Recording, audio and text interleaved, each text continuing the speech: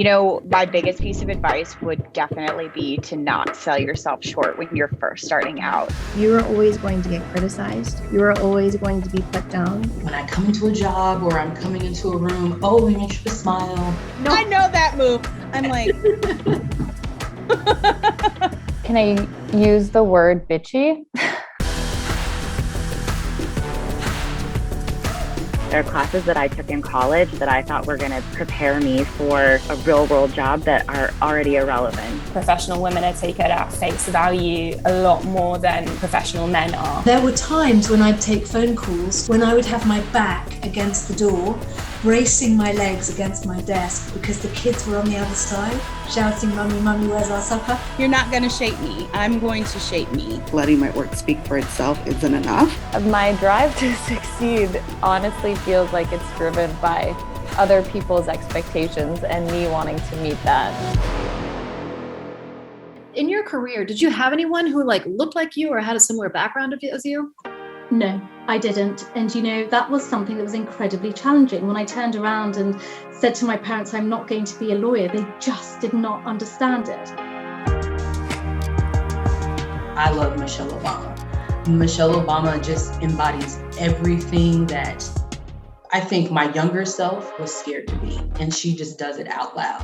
Looking at people in roles that I would want to be in, specifically looking for Black females, with job titles that I think are aspirational. She taught me about knowing what your gifts and your skills are and what you should be getting paid in the workplace, not as a woman, but as a professional. Imposter syndrome is so funny because on one hand, I know that all of my accomplishments are because of my own hard work, but at the same time, I don't really think I deserve any of it.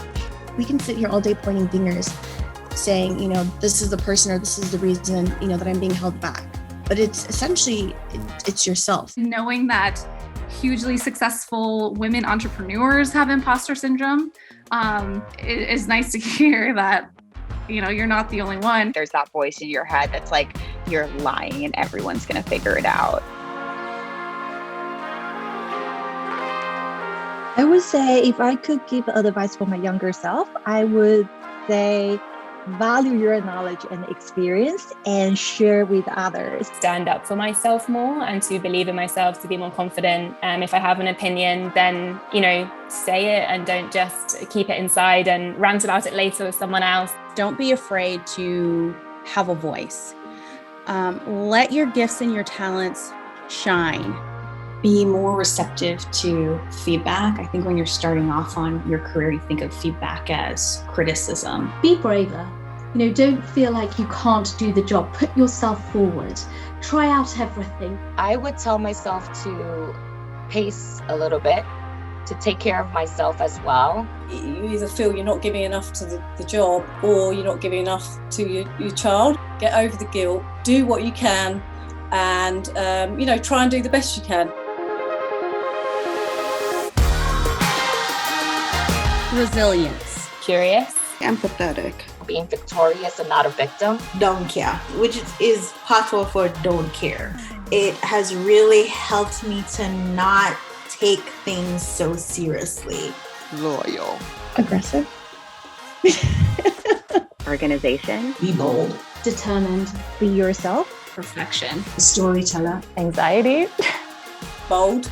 Resourceful. Strong-willed. I tell anybody, create your own definition of success. Be okay with creating what makes you happy.